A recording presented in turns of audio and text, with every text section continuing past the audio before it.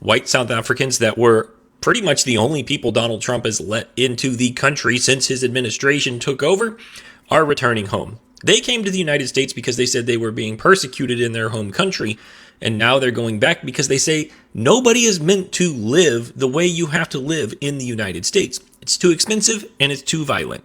They say, look, we're leaving the U.S. to return home because I don't want to live in a place like this. That article goes on to claim that they didn't want to live in places where people are getting shot in broad daylight and where things cost 10 times more than they should. See, for the people in the U.S., these things are normal, but for the rest of the world, it's not.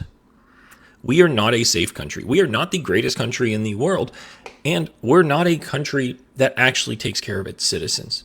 So these white South Africans that came here because they were persecuted, that Donald Trump welcomed to fanfare, are now going home because things were better there than they are in the United States. Good evening, everybody. Welcome to the My Opinion Show with Grandma Sherry. Welcome, everybody. Welcome. Did y'all hear the latest about those white South Africans? They leaving. You heard me. They packing their bag and going back. They said they had it better over there. They said America is too expensive, and they seeing all this shit that Trump is doing. They said it's too much crime for them. Hell, they going back. They said they had plenty of black friends over there. They didn't realize how racist America is up here. They didn't realize that these white folks were this racist towards black and brown people. They said, fuck this shit. Packing their bags, y'all. They going back. Going back home. They said they had it better over there in South Africa. You know how Trump was saying it's a genocide out there against the white people? The white folks he brought here. You know, those refugees. They're going back to South Africa. Y'all heard me. They're going back over there because they said they had it better over there. We're going to repeat that. They had it better over there. But Trump said there was a genocide. Remember that shit? They're going back home to South Africa. They said it's too expensive, too much crime out here, too much shit is going on with Trump. They're going back to South Africa to be with their black friends.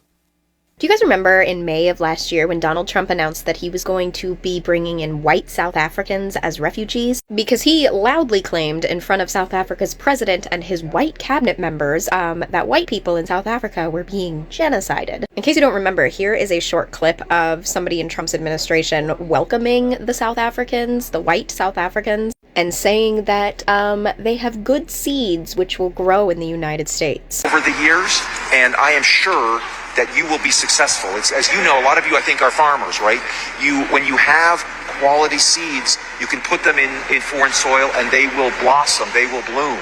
And we are excited to welcome you here to our country where we think you will bloom, and we will hopefully allow you to have fulfilling lives for your children, and then we will bloom and we will benefit alongside you. So thank you very much for coming. It's really unnerving to hear MAGA men talk about the seeds of growth or whatever he was babbling about. But yeah, anyway, white South Africans were like the only group that Donald Trump wanted to allow to legally come to the United States. And apparently, they're all leaving.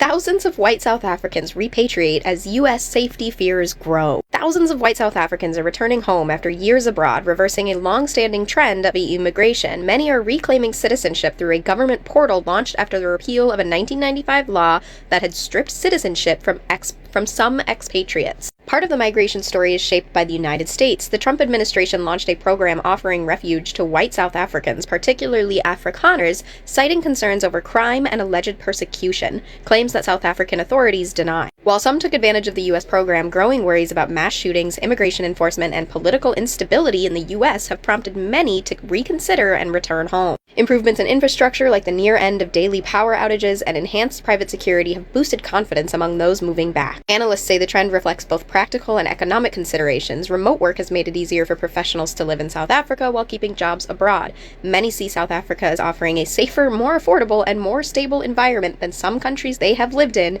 including the United States. So obviously Donald Trump is not to blame for mass shootings or the healthcare issues of the United States. He's not solely to blame. But the US has some serious systemic issues, and anybody coming here as a refugee from a relatively safe country like South Africa will quickly realize, like, oh, I've made a terrible mistake. Reuters did a whole article on this too, and here's a clip from Reuters talking about people that have lived in the US for decades and who decided, yeah, screw this, I'm moving back to South Africa. Naomi Sapphire was born in South Africa and lived for 2 decades in the United States. She came back home for a holiday and realized how much she missed this place. You cannot dictate what makes your heart happy. So you leave and then you come back because ultimately this is home. Last year, Sapphire left North Carolina for a seaside town in South Africa's Western Cape. Now, she says her 3 children spend more time outdoors, health insurance is affordable, and she prefers the schools. She's among thousands of white South Africans coming back from abroad, despite U.S. President Donald Trump's statements that South Africa's white minority is being persecuted by the country's black majority government. Terrible things are happening in South Africa. The Trump administration is ramping up its new refugee program for white South Africans, focusing on Afrikaners, the descendants of Dutch settlers, such as Sapphire and her family. About 3,500 South Africans have entered the United States as refugees since the program started in May 2025. Pretoria says there is no evidence of discrimination or persecution against whites.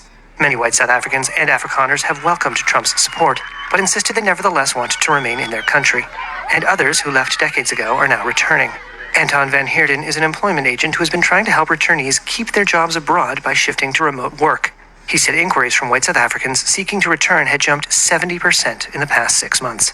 We have also asked these people why they're coming back, and we got a lot of different reasons. The obvious ones would be whether family, friends, the vibe in South Africa, but also things like costs of living and living standards are considered to be very high in South Africa. For Naomi and her husband, Danny, they're happy with their choice. Some of the metrics that we use to decide whether or not this is our permanent place is education, cost of living, how much we're enjoying the place. And so far, that's ticking all the boxes. Yeah, the only immigrants that Trump wants are white people from countries that have universal healthcare and better schools, and they're relatively safer than the United States. But none of those people want to be here for obvious reasons. It's just another hilarious saga in Trump's failures. He genuinely thought that South Africans were going to be, clamoring over each other to get to the United States. Hilarious and stupid.